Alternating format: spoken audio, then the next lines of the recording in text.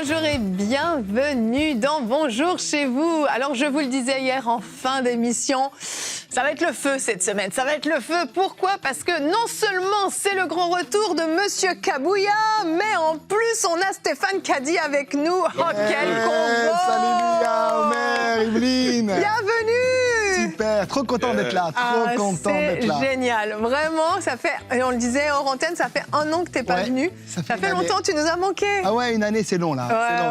Ah c'est cool. Être à la maison, alléluia. Ravi de t'avoir. Oui, t'es à la maison, vraiment, sens-toi à l'aise cette semaine. Merci Evelyne. Vraiment, prends la place que tu veux, on est ravis de t'accueillir. Au cas où quelqu'un ne saurait pas qui est Stéphane Caddy, le pasteur de l'église de la Riviera à Beau Soleil. Dans le coin de Nice, du sud de la France. Le plus beau du monde. Toujours ensoleillé. Demandez au pasteur Omer, c'est magnifique. Quand je suis parti là-bas, j'ai senti un appel pendant 24 heures. Après ça, je me suis souvenu que le Québec, c'est ça, l'appel de 24 heures. Juste pour rester au soleil. C'est magnifique. Vraiment, vraiment, une très belle église. Et où tu portes énormément de fruits, vraiment. Je veux le dire, oui, je suis contente parce que tu es mon ami, mais vraiment, c'est un honneur de t'avoir. Vraiment, tu es un homme de Dieu que je respecte beaucoup. Et vraiment, c'est un plaisir, un honneur de t'avoir dans Bonjour chez vous. Merci de venir. Toujours, c'est la famille. Amen. C'est la famille. Amen, vraiment. Et aujourd'hui, on parle des dons spirituels, le combo entre la puissance et l'amour manifesté. Le magnifique combo. Donc, on va prendre le temps de parler de ça. Et toi, Stéphane, dans la rubrique Réponse d'expert, tu vas t'attarder vraiment sur le don de parole de connaissance. Tu vas nous l'expliquer. Tout à fait, on parlera de ça, de ce don merveilleux qui est un don de révélation et on va voir comment il fonctionne et qui peut le manifester. Ça va être extraordinaire. Génial, génial. Allez, on commence tout de suite. Je sais que vous avez hâte qu'on entre dans le vif du sujet. C'est parti pour la pensée du jour.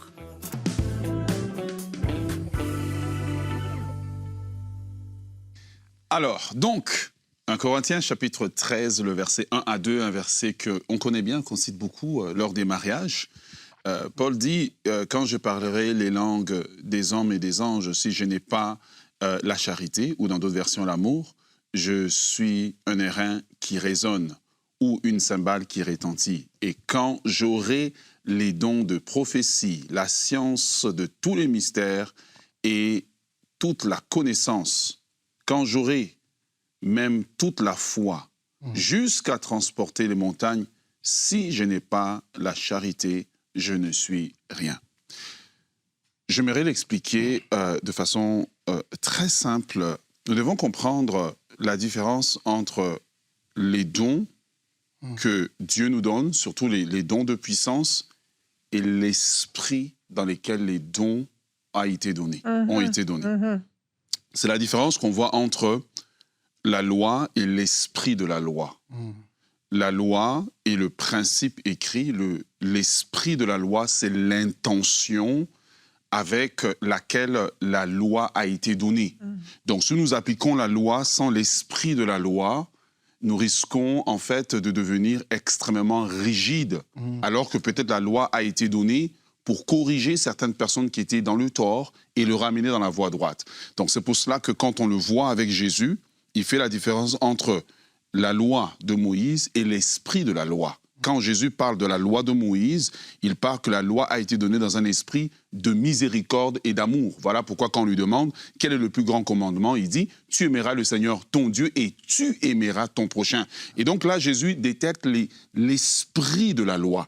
Et donc, il existe le même principe aussi dans les dons spirituels. Nous avons l'esprit des dons. Donc l'esprit des dons spirituels, surtout des dons des puissances qui les gouvernent, c'est l'amour. Amen. Sans l'amour, les dons spirituels, en fait, perdent toute l'essence avec laquelle Dieu les a donnés et permet qu'ils puissent opérer. Donc, je voulais établir ce principe-là dès le départ.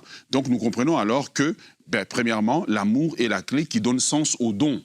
Si j'opère les dons spirituels sans l'amour, eh bien, les dons spirituels perdent leur sens. En fait, ça ouvre même une porte pour que Satan puisse s'insérer et puis commencer à diriger les dons spirituels d'une mauvaise manière. Deuxièmement, l'amour, dans l'exercice des dons spirituels, il va protéger le cœur de l'orgueil.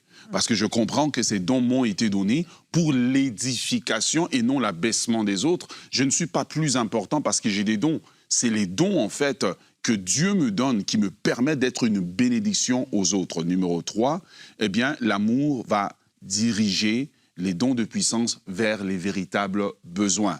Je ne vais pas là où il y a l'argent, je ne vais pas là où on m'applaudit, mais je vais là où le Seigneur veut que je puisse aller. Et parfois, c'est nécessairement dans le cadre de mon église locale, parfois ça va être dans le cadre peut-être du travail de tous les jours où mes dons vont s'exercer.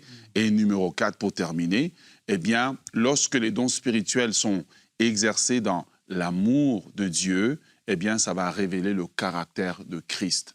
Et il y a plein de gens là qui exercent les dons de puissance, mais qui ne révèlent en rien le caractère de Christ. En tout temps, le caractère de Christ et de Dieu doit être révélé. Et dans 1 Jean, il est écrit que Dieu est amour. Merci beaucoup, Omer. C'est des points super importants que tu partages. Et j'aimerais revenir sur le verset que tu as lu, qui est d'ailleurs notre verset du jour. Mais ce qui est super intéressant, c'est qu'avant 1 Corinthiens 13, il y a 1 Corinthiens 12. Et il y a surtout le dernier verset de 1 Corinthiens 12, au verset 31. Paul commence finalement 1 Corinthiens 13 en disant « Aspirez aux dons les meilleurs », ça on le sait. « Je vais encore vous montrer la voie par excellence. » Et qu'est-ce que la voie par excellence ? 1 Corinthiens 13. « Si je parle les langues des hommes, et même celles des anges, mais que je n'ai pas l'amour, je suis un cuivre qui résonne ou une cymbale qui retentit. Si j'ai le don de prophétie, la compréhension de tous les mystères et toute la connaissance, si j'ai même toute la foi jusqu'à transporter les montagnes, mais que je n'ai pas l'amour, je ne suis rien. Et si je distribue tous mes biens aux pauvres, si même je livre mon corps aux flammes, mais que je n'ai pas l'amour, cela ne sert à rien. » C'est la voie par excellence que Paul enseigne pour entrer et manifester les dons spirituels.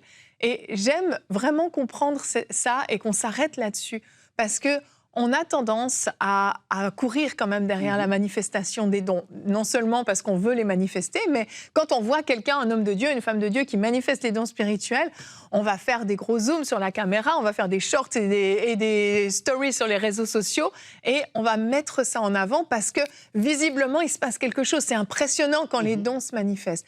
Mais Paul nous ramène à une réalité hyper importante. Oui, tu peux avoir tous ces dons. Oui, tu peux tout manifester. Oui, tu peux ci, tu peux ça. Mais si tu ne le fais pas avec l'amour, ça ne sert à rien. Et là, on est obligé de se remettre un petit peu en question quand même. Tout à fait. D'ailleurs, quand on regarde un petit peu la parole de Dieu, il y a ce qu'on appelle les dons spirituels, il y en a 9, mais il y a également 9 fruits du Saint-Esprit. Donc il y a un équilibre. Si vous avez les dons sans le fruit, il y a quelque chose qui ne va pas fonctionner. D'ailleurs, l'amour, je crois, c'est aussi le moteur qui va libérer les dons spirituels. Oui. Quand on regarde dans les Écritures, quand Jésus va guérir des malades, il est écrit qu'il fut ému de compassion pour eux. Et quand l'amour est là, les dons spirituels peuvent commencer à se manifester avec force et avec puissance. L'un et l'autre fonctionnent ensemble. Par exemple, la prophétie. Si vous prophétisez sans amour, c'est une catastrophe. La prophétie, qu'est-ce qu'elle fait ? Elle exhorte, elle console, elle édifie, elle n'est pas là pour bombarder. Elle ne dénonce pas. Elle ne dénonce pas. Et c'est vrai que des fois, on peut avoir des dons de prophétie en action, mais ça vient juste tellement te démolir, tellement te casser. Alors, moi, dans mon église locale, ils le savent. Les prophéties, parce qu'on a un micro, les gens peuvent donner des paroles, quand on connaît les gens, bien sûr, c'est très organisé. Mais les prophéties qui disent que le jugement de Dieu va tomber sur l'église, je réponds non. Christ a déjà porté le jugement pour nous à la croix, donc si tu donnes une parole, il faut que ça édifie. C'est vrai. Si c'est pour démonter, on ne reçoit pas ce genre de parole. L'amour, c'est la source de tous les dons. En fait, on pourrait aussi dire que l'amour est le sel des dons spirituels. En fait, l'amour, c'est le conservateur. En fait, l'amour va éviter que les dons spirituels soient corrompus. Oui. Yes. Vous voyez, parce que c'est possible. Parce que c'est possible. C'est possible que je dise une bonne parole, mais l'intention derrière. Parce que Dieu regarde l'intention, l'intention avec laquelle, l'esprit avec lequel je le dis. Donc, quand j'ai l'amour, l'amour agit en fait comme le sel. Le sel conserve, le sel protège, mais le sel aussi rend la chose agréable. Ouais. vous voyez. Et souvent, le problème n'est pas le don, mais c'est le cœur de celui qui exerce. Je peux donner une parole de prophétie tellement exacte, mais le but, c'est que je sois vu. Vous voyez, le but, c'est que je sois vu, je sois exalté, je sois acclamé, que les gens disent « Waouh !» Mais ce n'est pas que Christ soit élevé, ce n'est pas que son caractère soit manifesté. Et donc, je crois qu'il existe maintenant un appel de Dieu à nous tous qui exerçons pour faire la prière du psalmiste qui disait « Sonde-moi, ô Dieu, et connais mon cœur. Est-ce que C'est ce dont on a parlé hier, Omer. Quelle continuité, tu n'étais pas là, mais on a parlé de ça. Quand j'exerce, est-ce que j'exerce avec le cœur de Dieu? Est-ce que cet amour devient le conservateur, non seulement de ma relation avec Dieu, mais de ma relation avec autrui? Est-ce que mes dons sont conservés? Est-ce qu'ils sont purs? Et la seule chose qui va les garder, c'est l'amour de Dieu dans mon cœur. Tellement. D'ailleurs, c'est important de dire aussi, Evelyne, pour ceux qui nous regardent, c'est que les dons spirituels ne sont pas le signe de la maturité spirituelle. Non, pas du tout. Très important. Le mot don, c'est charisma en grec, qui veut dire faveur imméritée.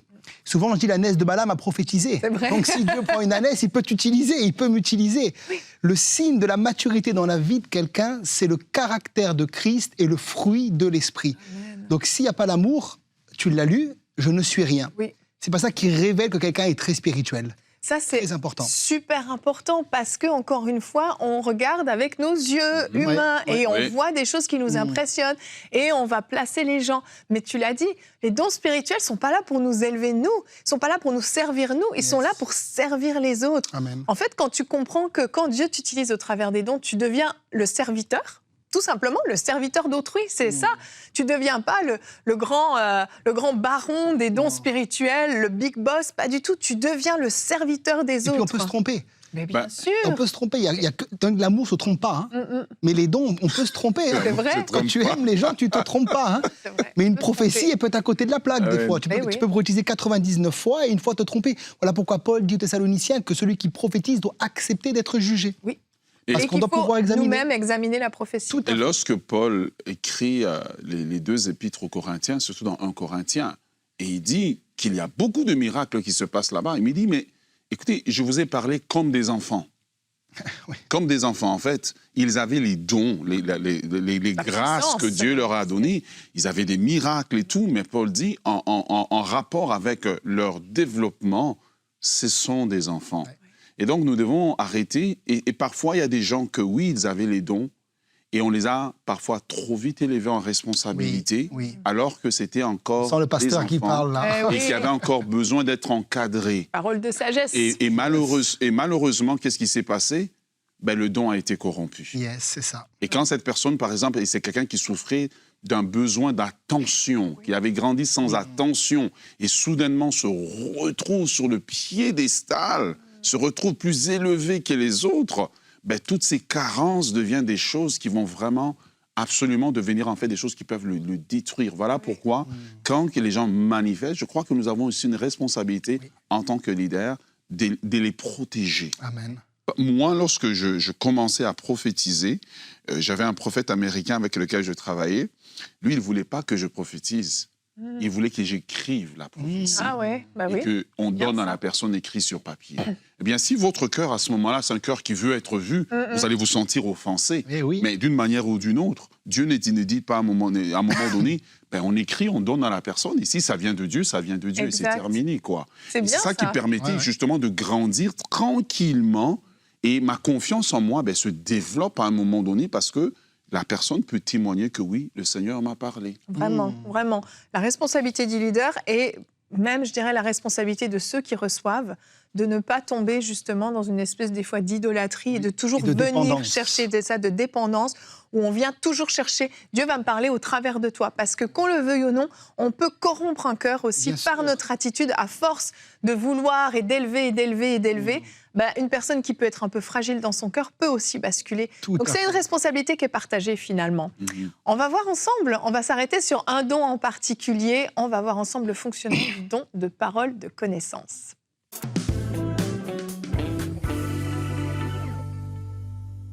Alors, on va voir ensemble comment fonctionne la parole de connaissance. Et je vais lire pour vous dans 1 Corinthiens 12 au verset 8 ce que Paul dit. En effet, à l'un est donné par l'esprit, je précise, pas par la chair, une parole de sagesse, à un autre une parole de connaissance selon le même esprit. Et on sait quand on lit les Écritures que l'apôtre Paul va parler de 9 dons spirituels qu'on peut mettre en 3 catégories. Ce qu'on appelle les dons d'inspiration, la prophétie, le don des langues et l'interprétation des langues, qui souvent sont des dons qu'on retrouve dans toutes les églises qu'on appelle pentecôtistes. Il y a également les dons de révélation, en grec c'est apocalypsis, qui veut dire mettre à nu ou enlever le voile, ça dévoile une situation. Il y a la la parole de connaissance, il y a la parole de sagesse et le discernement des esprits, et il y a les dons de puissance, le don des guérisons, le don d'opérer des miracles et le don de foi. Et la parole de connaissance, donc, est un don de révélation. Alors, pour donner un petit peu une définition de la parole de connaissance, il ne s'agit pas d'une connaissance humaine, ni d'une connaissance acquise par l'étude ou par un doctorat en théologie, mais c'est un don qui est d'origine surnaturelle et qui est donné à un moment précis pour révéler une situation passée ou présente, alors que la parole de sagesse va révéler quelque chose pour l'avenir. Et les dons spirituels, et notamment donc la parole de connaissance, va souvent travailler avec d'autres dons spirituels. Par exemple, en ce qui concerne la délivrance des esprits impurs, lorsque vous chassez un démon, le don qui va se manifester automatiquement va être le discernement des esprits. Et souvent, la parole de connaissance va travailler avec ce don-là. Par exemple, si vous chassez un démon, et que le Seigneur vous met à cœur de chasser un esprit de mort, il est intéressant parce que la parole de connaissance va se manifester pour savoir comment l'esprit de mort est rentré dans la vie de la personne. Puis ensuite, la parole de sagesse peut se manifester pour donner une clé à la personne pour comment elle va faire par rapport maintenant à son avenir. Donc, les dons spirituels peuvent fonctionner les uns avec les autres. Par exemple, la parole de connaissance peut aussi fonctionner avec le don des guérisons. Beaucoup de prédicateurs qui manifestent la parole de connaissance reçoivent des noms de maladies, j'expliquerai tout à l'heure comment ça se manifeste, et ensuite vont prier pour les malades et des guérisons extraordinaires vont se produire. Alors la première chose à dire, c'est que la connaissance parfaite et infinie appartient à notre Dieu, alléluia. Et là j'aimerais tout de suite vous dire à tous ceux qui nous suivent que les anges et les esprits malins ne savent pas tout. Beaucoup de chrétiens pensent que les démons peuvent lire les pensées, tout connaître, etc. C'est complètement faux. Le seul qui sonde les cœurs et les reins, qui connaît nos sentiments, qui connaît nos pensées, c'est Dieu, car il est omniscient. Amen. Il est omniscient, il est omnipotent, il est omniprésent. J'ai envie de crier Amen. Ça, c'est notre Dieu, alléluia. Il sait tout, il sait absolument tout. Tu ne peux rien lui cacher. Dans Jérémie 15, au verset 15, Jérémie dira: tu sais tout, ô Éternel, tu sais absolument tout. Le psalmiste, dans le psaume 11, au verset 4, dira « L'Éternel est dans son saint temple.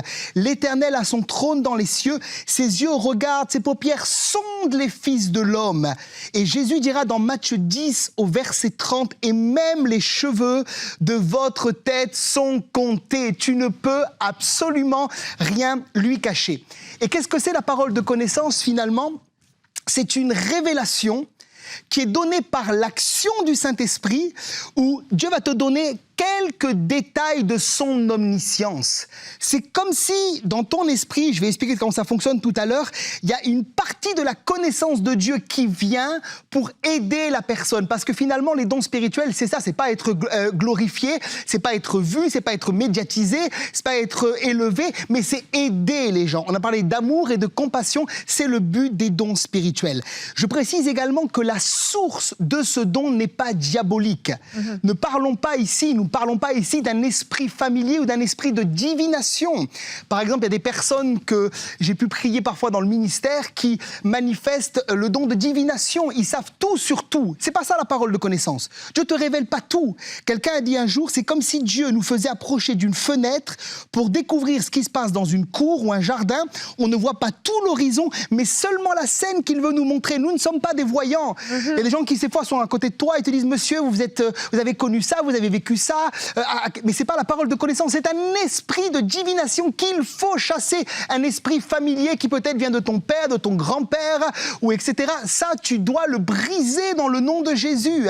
Il m'arrivait de prier un jour pour un homme qui m'a dit « Mais pasteur, moi je peux savoir telle chose, telle chose. » J'ai prié pour lui, les esprits sont sortis, et après je lui ai imposé les mains pour qu'il reçoive les vrais dons spirituels qui est la parole de connaissance. Je manifeste personnellement ce don, et je ne sais pas tout sur la vie des gens. Je sais seulement ce que Dieu veut me montrer pour les aider et pour leur apporter une solution par rapport à leur situation. Alors maintenant, la deuxième chose, c'est que Jésus, notre Maître, a manifesté ce don. Et Jésus a manifesté tous les dons, sauf le don des langues et l'interprétation des langues, qui sont des dons qui sont bien sûr réservés dans notre dispensation à l'Église. Mais dans Jean 4, au verset 18, il a rencontré une femme qui est une femme samaritaine au puits de Jacob. Et il va lui dire, tu as eu 5 maris. Elle aurait pu être à la mode aujourd'hui, cette femme-là. Et celui que tu as maintenant n'est pas ton mari. Et elle va répondre, en cela, tu dis vrai. Qu'est-ce que Jésus manifeste? La parole de connaissance. Et quand vous lisez ce texte, c'est quelque chose d'extraordinaire. Il y a une discussion théologique entre Jésus et la Samaritaine. Où est le lieu où il faut adorer? C'est le mont Garizim, c'est Jérusalem, et ça débat. Et tout d'un coup, les dons spirituels rentrent en action. Jésus donne une parole de connaissance. Et d'un coup, il n'y a plus de débat théologique. La femme est convaincue, elle va poser sa cruche, elle va courir au village et dire « Venez voir un homme qui m'a dit tout ce que j'ai fait ». J'aimerais dire à quelqu'un qui fait de la théologie c'est bien, tu remplis ta tête, mais il te faut plus que la théologie, il te faut l'équipement et la puissance du Saint-Esprit pour manifester les dons spirituels. Quand tu évangélises un musulman, quand tu évangélises un témoin de Jéhovah, le but c'est pas de faire un débat théologique, mais de manifester les dons du Saint-Esprit. Et pour cela, je vais en parler à la fin, il faut être disponible. Si tu es disponible, tu vas te donner les dons spirituels comme un équipement et il n'y a plus de débat là. Tout d'un coup, les gens croient que Jésus est le Messie. On voit également avec l'histoire de Nathanaël. Dans Jean 1, versets 47 à 50, Jésus, voyant venir à lui Nathanaël, lui dit « Voici un Israélite dans lequel il n'y a point de fraude. D'où me connais-tu » lui dit Nathanaël. Jésus lui répondit « Avant que Philippe t'appelât, quand tu étais sous le figuier, comment Jésus le sait? Par la parole de connaissance, je t'ai vu. » Nathanaël répondit et lui dit « Rabbi, tu es le Fils de Dieu, tu es le roi d'Israël. » Jésus lui répondit « Parce que je t'ai dit que je t'ai vu sous le figuier, tu crois, tu verras de plus grandes choses que celles-ci. » Là, il y a 2 dons qui se manifestent. Le discernement des esprits, puisque Jésus dit « Voici un homme dans lequel il n'y a point de fraude. » Le discernement des esprits, c'est discerner les démons, le cœur de l'homme, et également le monde spirituel et le monde parfois angélique qui nous entoure lorsque Dieu veut que les anges interviennent en notre faveur. Donc le discernement des esprits, mais également la parole de connaissance. Jésus l'a vu sous le figuier. Et là, comme pour la femme qui était cette femme samaritaine, à la fin, il va dire que Jésus est le Fils de Dieu. Comment il le sait ? Il le sait parce qu'il a vu une démonstration de puissance dans sa vie qui l'a convaincu que Jésus est plus qu'un homme, parce que Jésus était pleinement homme, mais il était aussi pleinement Dieu et il est le Fils de Dieu. Et il va croire. On a besoin de la parole de connaissance et de la manifestation des 9 dons spirituels. Alors, comment ce don se manifeste? Il y a différentes manières. La première chose, c'est des visions, ou ce qu'on appelle des visions spirituelles. C'est comme ça que ça se passe dans mon ministère. Par exemple, dans mon ministère, quand je parle en langue, ou je prie pour les gens, j'ai des visions spirituelles. Des visions spirituelles, c'est dans mon esprit. J'ai comme une image, j'ai comme des intuitions, j'ai comme des noms, j'ai comme des prénoms qui vont venir. Chez moi, c'est comme une télévision avec des choses qui s'affichent. Et j'ai juste à lire. Et quand je lis et je dis, souvent je demande aux gens ce que ça vous parle, les gens disent oui, c'est la parole de connaissance qui est en action. Pour d'autres, ça peut être également des songes la nuit, vous dormez la nuit, d'un coup il y a une situation ou un rêve qui est là, et puis vous voyez une situation, la vie de quelqu'un, son passé, ce par quoi elle passe, c'est une parole de connaissance qui peut se manifester. Pour certains, c'est une voix audible. Dieu peut vous parler de manière audible, c'est plus rare, mais ça peut arriver, et il y a comme un détail de la vie de quelqu'un qui vient pour pouvoir le secourir. Ou également par le témoignage intérieur, c'est-à-dire des fois tu pries pour des gens, ça m'arrive, je prie pour les gens, et c'est comme si dans mon esprit, je sais que je sais. Et ça, je sais que c'est aussi la parole de connaissance qui se manifeste. Et Ananias va le vivre dans Acte 9, versets 10 à 11. Or, il y avait à Damas un disciple nommé Ananias. Le Seigneur lui dit dans une vision, donc vision sûrement spirituelle dans son esprit, le texte ne dit pas, mais je le pense, Ananias, il répondit, me voici, Seigneur. Et le Seigneur lui dit, lève-toi, va dans la rue, c'est précis, qu'on appelle la droite, et cherche dans la maison de Judas un nommé Saul de Tarse. Mais imaginez-vous, là, s'il n'y a pas une parole de connaissance sous forme de vision qui apparaît à Ananias, comment il aurait été évangélisé, un homme qui tuait les chrétiens? C'était impossible. Oui. Il lui fallait une parole de connaissance. Sinon, l'apôtre Paul, qui était à l'époque Saul de Tarse, l'aurait fait arrêter, tuer ou jeter en prison. La parole de connaissance peut donc se manifester sous différentes formes, y compris les vision. Il y aurait d'autres exemples à donner, par exemple l'exemple de Pierre, où dans Acte 10, verset 19, comme Pierre était à réfléchir sur la vision, l'Esprit lui dit, voici 3 hommes te demandent. Il va à la porte, il rencontre 3 hommes qui le conduisent dans la maison de Corneille. Et là, toute la maison va être sauvée, baptisée de l'Esprit. Vous voyez, c'est la parole de connaissance dans le livre des Actes. Et Omer serait d'accord avec moi pour dire que le livre des Actes, c'est le plus beau livre de la Bible pour moi. Alléluia. Et qu'on est toujours dans le livre des Actes et qu'on doit encore écrire des chapitres du livre des Actes. Amen. Alors maintenant, quelques conseils pratiques. Pour manifester ce don, d'abord, il vous faut la foi. Quand Dieu vous parle sur la vie de quelqu'un et pour après agir, il te faut la foi. Quelque part, la peur peut te dire non, mais est-ce que tu es vraiment sûr que c'est Dieu qui t'a parlé? Et si vous êtes des débutants, ne dites pas Dieu m'a dit ou ainsi parle l'Éternel, mais dites à la personne est-ce que ça te parle si le Seigneur me met sur le cœur que tu as des problèmes de dos, par exemple. Voyez. Et s'ils vous disent oui, vous priez, vous imposez pas. Hein. Voilà. Ensuite, il faut l'obéissance. Quand Dieu te parle, il faut sortir de la barque comme Pierre et marcher sur l'eau. C'est un pas d'obéissance. Il te faut également la disponibilité. Comme avec cet ami qui s'appelait Ananias. Imaginez-vous, quand Dieu lui parle, il fallait être disponible. Hein. Peut-être qu'il avait une femme, il avait des enfants, il avait autre chose à faire. Sortir de la maison, aller dans la rue qui s'appelle la droite, trouver un nommé Saul de Tarse. Là, il a fallu le baptiser, etc. Vous voyez, il faut être disponible entre les mains du Seigneur. Et le dernier élément, s'il vous plaît, retenez-le, la sagesse. Par exemple, surtout dans les cas de délivrance. Si Dieu vous donne des précisions sur la vie des gens en ce qui concerne l'impureté sexuelle, l'inceste, les abus, c'est pas la peine de prendre le micro et de dire publiquement « cette personne a été abusée ». Il vous faut, quand vous manifestez ce don, beaucoup d'amour, comme le pasteur Roméa l'a dit, mais également beaucoup de sagesse. Et si vous faites ça, je suis convaincu que vous allez manifester les dons spirituels et entre autres la parole de connaissance. Que le Seigneur vous bénisse. Amen, amen. Merci Stéphane, mais t'en as dit des choses en quelques minutes. Impressionnant. C'est un message d'un dimanche matin donné en 12 minutes. Mais c'est ça, c'est ce que je me disais, mais c'était hyper profond. Je pense qu'il faut t'écouter en -1 au lieu de en x1.5. Non, c'était génial. Vraiment, merci. C'était super. En fait, là, on a eu un magnifique résumé de ce qu'est la parole de connaissance. Et en plus, non seulement tu as présenté ce que c'était, mais tu as mis aussi certains jalons de protection pour éviter les dérives. Et on sent ton cœur pastoral. Amen, hein. Vraiment, un formidable enseignant. Merci beaucoup, Stéphane. Bah là, franchement, vous ne pourrez pas dire que vous ne savez pas ce qu'est la parole de connaissance. C'est clair, net et précis. Et vous pourrez vous disposer, vous rendre disponible, comme Stéphane terminait en le disant, vous rendre disponible pour que le Seigneur puisse vous utiliser, parce que vous avez de l'amour pour les gens, parce que vous voulez être au service des autres. Si votre cœur est bien placé, croyez que le Seigneur va pouvoir vous utiliser au travers des dons spirituels. Si vous avez soif, vous aspirez, demandez au Saint-Esprit de vous remplir, de vous utiliser. Et il fera comme bon lui semblera. C'est lui qui les distribue comme il le veut. Vous n'avez pas à le mériter. Merci beaucoup, messieurs. Alors demain, on parle de réveil spirituel. On est vraiment dans tes thèmes, Stéphane. Dans le feu, dans l'onction, alléluia. Demain, on va parler de ça. Et tu feras une rubrique réponse d'experts. Quels sont les ingrédients pour vivre le réveil? Et on a soif de vivre le réveil. Allez, on se retrouve demain. Merci d'avoir été avec nous et bonjour chez vous.